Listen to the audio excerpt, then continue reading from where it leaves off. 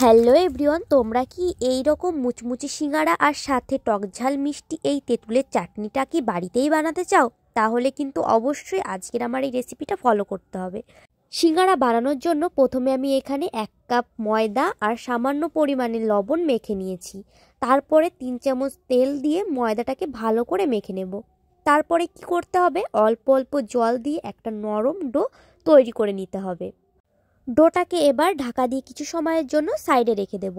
তারপরে এখানে আমি রসুন, আদা আর কাঁচা লঙ্কা ভালো করে থেতো করে নেব। এবার আমি একটা কড়াই গরম করে নেব আর কড়াইয়ের ভেতরে দিয়ে দেব সাদা তেল। সাদা তেলটা একটু গরম হয়ে গেলে দিয়ে দেব 1/2 চামচ পাঁচফোড়ন আর থেতো করে রাখা রসুন, কাঁচা লঙ্কা আর আদা দিয়ে একটু নাড়াচাড়া করে দিয়ে দেব টুকরো টুকরো করে কেটে রাখা আলু। তার উপরে দিয়ে দেব সামান্য পরিমাণে লবণ আর সামান্য পরিমাণে হলুদ। লবণ হলুদ দিয়ে আলুটাকে একটু ভালো করে নাড়াচাড়া করে আমি এখানে 1 কাপ জল দিয়েছি। জল দিয়ে ঢাকা দিয়ে আমি আলুটাকে ভালো করে সেদ্ধ করে নেব। আলুটা যখন একদম সেদ্ধ হয়ে যাবে তখন খুন্তি দিয়ে আমি আলুটাকে একটু ভেঙে দেব। পুরো আলুটাকে ভাঙবো না, অল্প ভাঙলেই চলবে। তারপরে আমি এখানে কুচি করে কেটে রাখা ধনেপাতা দিয়ে আলুটাকে ভালো করে একটু নাড়াচাড়া করে নামিয়ে নেব।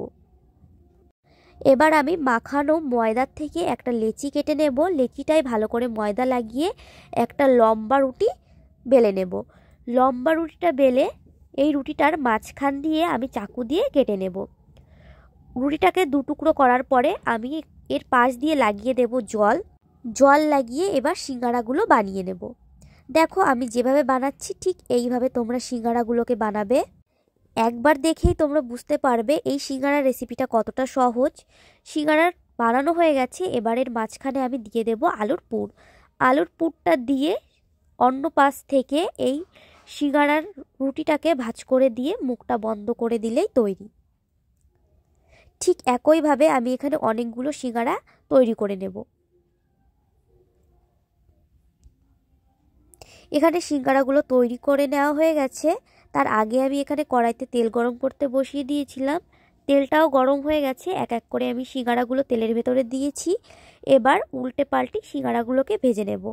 সিঙ্গাড়াগুলো ভাজার সময় কিন্তু গ্যাসের আঁচটাকে একদম লো টু মিডিয়ামে সিঙ্গাড়াগুলোকে ভেজে নিতে হবে।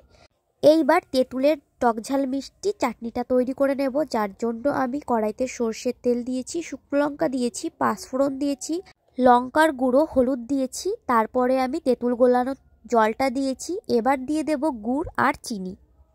গ্যাসের আঁচটাকে বাড়িয়ে দিয়ে ভালো করে জাল করে ঘন করে নেব। ঘন করে নামিয়ে নিলেই তৈরি।